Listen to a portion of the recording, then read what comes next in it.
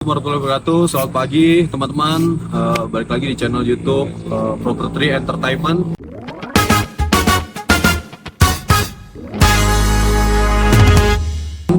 Nah, ini udah pagi, udah sekitar pukul 7.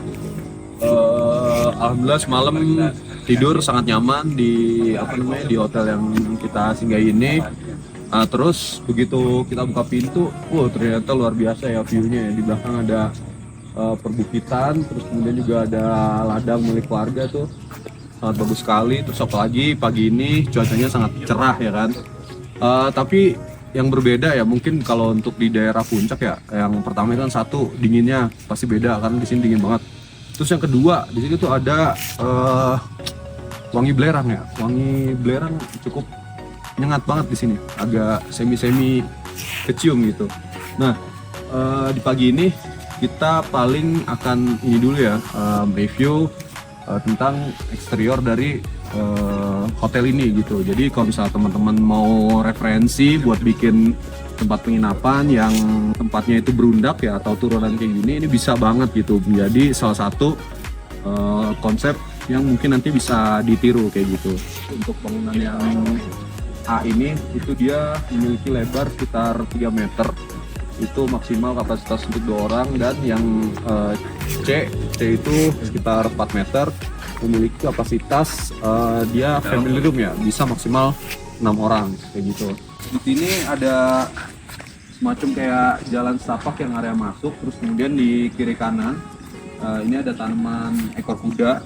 Selain fungsinya sebagai untuk mempercantik tampilan dari penginapan ini, juga berfungsi sebagai pagar ya, jadi untuk memisah antara satu bangunan dan bangunan yang lainnya. Ini ada halaman ini bisa digunakan untuk kayak misalnya kita barbekyuan, itu bisa banget di sini. Terus kemudian di belakang kita ini ada terasan yang cukup luas, yaitu dia memiliki ukuran 150 kali 3 meter kayak gitu. Nah, untuk bangunannya sendiri, ini kalau kita lihat dari sisi luar, itu menggunakan atap alderon yang double layer ya, terus kemudian menggunakan rangka holo, lisplang normal pakai GRC, plafon normal pakai GRC juga. Yang bikin unik adalah dindingnya nih, jadi dinding hebel, kemudian di finishing dengan ditempel oleh ini semacam kayak conwood kayak gitu. Conwood yang berbahan dasar GRC, jadi GRC yang punya motif seperti kayu, dan biasanya itu di finishing semacam kayak di pernis kayak gitu. Dari tampilan luarnya ini adalah dia menggunakan atap yang miring di satu sisi ya. Selain itu juga bisa menghemat budget, menghemat cost karena strukturnya tidak terlalu sulit. Dia juga sangat mudah untuk maintenance gitu, karena tidak terlalu banyak sikuan-sikuan yang menjadi tempat air itu menjadi genang kayak gitu.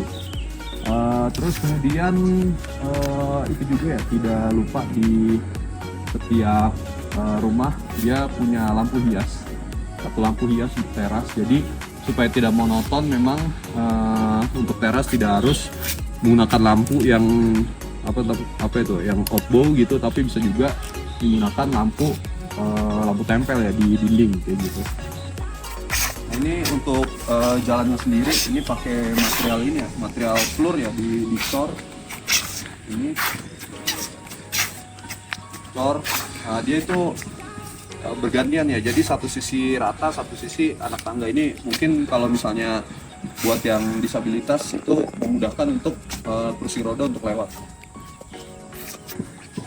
Ada sebuah drainase ya, jadi ini fungsinya kalau saya lihat itu ketika air nanti misalnya mengalir ke bawah, itu tidak langsung masuk ke pekarangan milik salah satu dari penginapan ini gitu. Jadi airnya itu akan masuk ke parit ini dan mengalir ke area belakang. Terus kemudian di area belakang itu akan terus sampai ke bawah. Udah masuk di dalam restonya ya. Seperti yang semalam saya bilang, resto ini memiliki konsep bangunan yang modern, jadi menggunakan abim di sini, menggunakan struktur abim, terus kemudian dinding-dindingnya menggunakan kaca. Juga memang view yang ditampilkan tuh bisa sangat bagus sekali. Nah, di area outdoor dari restorannya sendiri. Kalau di dalam kan tadi dia menggunakan ini keramik gitu ya, keramik dengan tekstur grey, stone kayak gitu. Nah ini di area luar dia menggunakan ini benar termasuk GRC juga, GRC yang memiliki motif kayu. Jadi emang tampilannya sangat natural, jadi sangat awet. Jadi kalau misalnya teman-teman suka di outdoor, di sini bisa, indoor bisa, mau sambil santai-santai bisa. Nah ini nih yang unik dari restoran ini juga ada tangga kaca.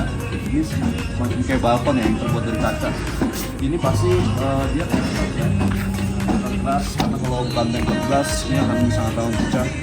Terus dia memiliki ketebalan mungkin sekitar 10 mili nih kayaknya nih, 10 milian begitu. Ini pohonnya sangat tinggi ya, agak menyeramkan sebenarnya. Kita juga tiba di ujung, itu untuk melihat sangat indah sekali pemandangan, ya kan? Pemandangan bisa kita lihat secara menyeluruh 360 derajat. Kemudian juga di area atas sana ada ini ya, ada bangunan seperti rooftop, dimana juga kalau misalnya di bawah penuh misalnya bisa pilih di atas kayak gitu. Memang konsep resto dari Manis Air Bromo ini adalah open space ya, jadi dia banyak area terbukanya gitu dibanding dengan area indoornya.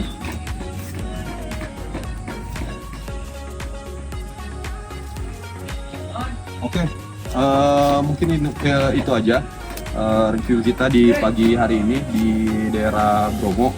Nanti siang kita masih ada agenda nge-trail ke Bromonya langsung, dan habis itu kita ada finalisasi lagi pengukuran lahan yang akan kita kerjasama di daerah ini juga gitu. Jadi konsepnya kita akan membuat sebuah camping ground kayak gitu, sekitar 6 unit dengan kurang lebih memiliki konsep kamar mandi di masing-masing camping ground, jadi private kayak gitu. Dan kita juga punya konsep open space juga. Nanti mungkin kita sambung di next video. See you.